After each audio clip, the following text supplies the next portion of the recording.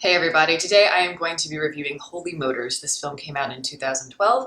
It was written and directed by Leos Carax. Carax is quite well known in France. He began his career more as a writer and a film critic, so that gives him a different perspective on film than other directors, I think. I think he just has a firm grasp on cinema and what it means, the language of cinema and how you can communicate that. Most directors, most artists are often thinking, how can I affect the audience with this scene or this musical cue, whatever. And I feel like Leos Carax is different than that. He's not thinking about how can I affect my audience, but more is like, why am I affecting them? And with the why comes more interesting questions, and you can kind of allow yourself to subvert the audience's expectations once you look at them from that perspective. So you're looking at film and in turn life in a more complex way that's not just simply manipulation. Before setting out to make Holy Motors, I don't think that Carax had made a feature-length film on his own in something like a decade. When you watch Holy Motors, you do get a sense of somebody that has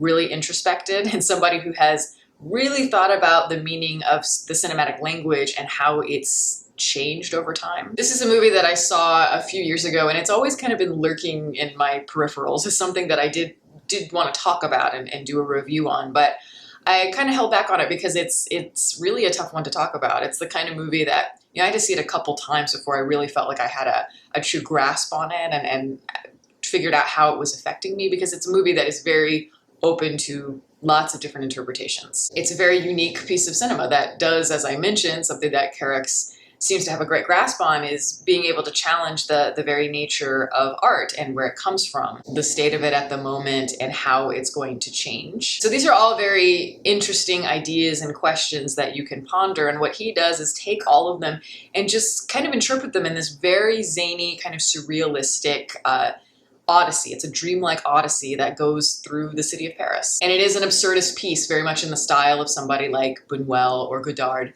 the great artists, the great directors of the past. This movie represents kind of what lurks beneath the subconscious, which is, of course, something that I am a huge fan of anytime a film decides to tackle something like that. Because this movie, like I said, does feel very much like a dream. It's like a fever dream, and nothing really adds up during it. It's constantly breaking the rules of logic, and at first, while you're watching it from the outset, it's kind of, you're asking yourself lots of questions because it is very confusing. It's hard to put all the pieces together because you're thinking to yourself, okay, why break these rules of logic? Why have your protagonist die in one scene just to come back completely unharmed in the next? Why have a character vanish randomly? Or why have a scene where all of these cars are talking to each other and they never talked to each other before that? And the answer is just because it is, again, it's dream logic. So this film is like a dream, and dream and art imitate life, but they are not logical. This film breaks from form because it is commenting on the very idea of form, questioning the idea of form, and also just making a commentary on film as a language. It's consciously a film because films are manipulative, and this movie knows that it is manipulating you. It's creating illusions because it's movies. Other art forms can't create illusions in the same way that film can. He's trying to disorient the viewer, and when your intent is to jumble the narrative so that it doesn't resemble a normal narrative structure, that's when things get more interesting, because that's when you can draw new meaning from it. This film, on a surface level, is about a guy named Oscar. He is chauffeured around Paris in a limousine, and he is an actor. So he goes around putting on all of these like wigs and makeup and prosthetics to embody these characters. He goes around Paris and just performs different scenes. He just kind of has his appointments for the day. And yeah, that's the whole movie. But each scene or each appointment, whatever, it is like a mini film on its own. And so each one is kind of a different fragment of all these different types of stories you might have known over the years by watching movies. In this movie, you're seeing a combination of all sorts of things. You're seeing sci-fi, family drama, crime drama, comedy, and even musical. But each one of these little narratives, as most narratives tend to do, they reflect the human condition.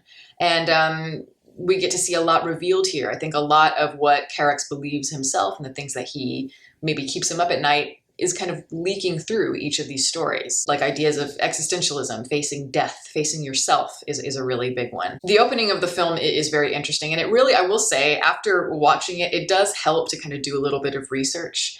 on the movie because it helps it become slightly more digestible. It gives you just an interesting perspective on it. Like, at the beginning you see a man in a room and he's in bed by himself. And he gets up, walks around the room. There's a wall, and he opens the door that's in the wall with his middle finger, and it's like a key of some sort.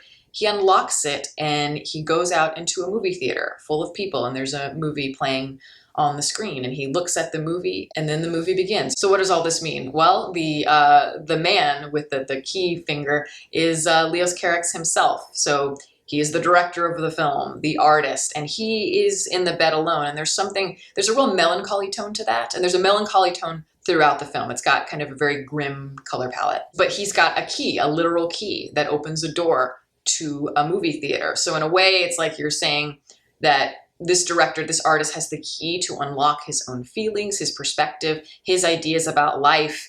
And he's going to give that to us as audience members to view for ourselves. So throughout the movie and all of these kind of disorienting narratives that we are presented with, he is giving us the key to his mind. Throughout the movie, you see little cuts to like early motion photography. It's in black and white and it's silent. And that reminds me a lot of like a movie such as Persona. In this case, I think the intent for that is to constantly remind you that this is a film and that these are illusions, these images we're seeing on screen.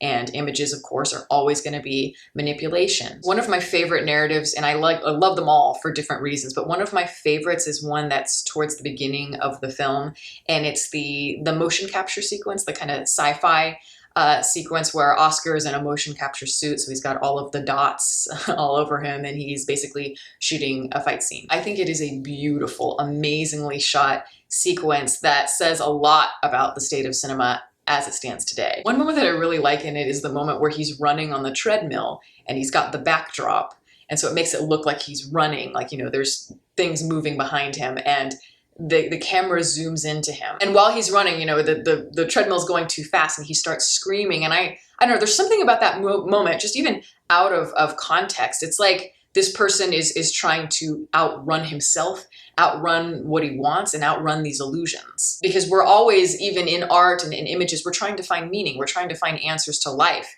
And he's trying to find something maybe beyond this manipulative device for some sort of purpose. But at the same time, I don't think that this movie is criticizing the state of movies today. I don't think it's necessarily criticizing CGI or anything like that. I think that it's not necessarily that film is a dying art, but more of an evolving art. That things are going to change, and they've changed a lot over the decades, and that is okay. And I think this can be conveyed even when the girl walks in and she's got her red tight suit on, and the two of them start simulating sex. And of course there's that distance, there's that coldness, because they never really have skin to skin contact. And they don't have any images around them for us to know where they are or what kind of creatures they're supposed to be on the outset. There's something very beautiful about it, and something that really captures your attention because it's kinetic and it's very just alluring. There is a sort of beauty to this process because it's almost like miming. And there's something really interesting about that, despite the fact that everything is done by machines and there is this coldness, not having anything there for us to know what is happening. It's like we have to infer, use our imagination. Pretty much every moment of this film I adore and see new things I like about it each time I revisit it. And it is just beautifully directed. Yes, it could, because of the nature of the narrative, it could feel very disjointed and all over the place, but it doesn't, because everything ties together in a very seamless sort of way. It all feels like each scene and each moment is contributing to a bigger piece, an overall bigger perspective and moment, and that there are multiple ways of looking at something. Whereas I think a lot of artists would kind of make this commentary on cinema maybe more one note. Going back to the motion capture sequence, there's an eerie quality to it, knowing that there is nothing around these people. And even in the old days, when you didn't have computers, when you didn't have CGI, you still had backdrops that had to be painted, and you had costumes and, prosthetics and all this stuff. And it's still not real. It's still trying to create some sort of illusion. But that's the point, is that there's that constant thread. We're constantly grappling with the idea that it's not real. And what does it all mean? Is there anything to hold on to? Because in art, we're grappling with those philosophical questions about what is life, and is there an afterlife, and maybe there is nothing beneath all of it at all. One of the lines in the movie is that, of course, everyone says beauty is in the eye of the beholder, and then Oscar says, well, what if there is no beholder? What if there is nothing to make sense of? What if all of these things that we're trying to do, this, art being therapeutic, a version of expression to be able to experience or cry out to the world, what if it really doesn't mean anything in the big scheme of things? One part of the film that I really like is talking about, there is this whole idea of performance art and artifice, but the hardest thing in the world is being yourself. And he even says, like, your punishment is just living with yourself, having to be yourself instead of trying to pretend to be somebody else. And that line and that point of the film kind of creates a shift into maybe darker territory, where more of the kind of introspective, kind of vulnerable feelings are coming out. There are a lot of ideas in this movie, and it is, as I mentioned before, it is very surrealistic, very eccentric piece, but it's using those methods of deconstructing performance, art, and cinema, all of that, in a way that just feels so authentic and honest to the writer. So many things in this world, particularly in movies and TV, just pop culture in general, they tend to glorify nostalgia, romanticize it to an extent that I think it becomes kind of unhealthy. And this one doesn't. It looks at the entire world, past, present, and future, as completely dimensional and full of hope as well as pain. Ultimately, no matter what happens, it's all just slipping through our fingers. Everything fades, and this movie seems to find the beauty within all of that, like the beauty of just existence. Like, there is a darkness to it, but yet at the same time, you might as well just sing. Because even on just a basic level, through all of the agony of dealing with life day to day, there is just a pure and basic need to have fun and to feel. So this is not only a commentary on art, but a celebration of it as well. There are moments of just pure beauty, and some of it is pure elation, and then there's darkness as well as a lot of humor and awkwardness. And you see this happen scene after scene after scene, and you never know where it's going. And to me, that's a sign of a really great film. This is one of my favorite movies of the decade thus far, and I recommend it to all the film lovers out there, especially for those who see film as more than it is advertised, as more than entertainment, because this is a special piece of work. And that is my review. Thank you all for listening. All my social media information is below. You can watch more videos here, and you can subscribe if you'd like to. Catch you next time.